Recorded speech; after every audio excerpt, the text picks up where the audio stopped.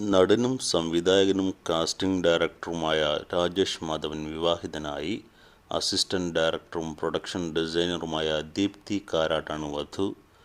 ഇരുവരുടെയും പ്രണയവിവാഹമാണ്. രാജേഷ് മാധവൻ അഭിനയിച്ച എന്നാ താൻ കേസുകോട് എന്ന ചിത്രത്തിൻ്റെ അസിസ്റ്റന്റ് ഡയറക്ടറായും ദീപ്തി പ്രവർത്തിച്ചിട്ടുണ്ട്.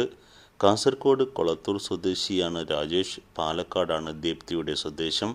പ്രൊഡക്ഷൻ കൺട്രോളറായി സിനിമയിൽ തുടക്കം കുറിച്ച രാജേഷ് മാധവൻ്റെ മഹേഷിൻ്റെ പ്രതികാരം എന്ന ചിത്രത്തിൽ ചെറിയ വേഷം ചെയ്തു. പിന്നീട് തൊണ്ടിമുതലും ദൃക്സാക്ഷിയും എന്ന ചിത്രത്തിൻ്റെ അസിസ്റ്റന്റ് ഡയറക്ടറായി.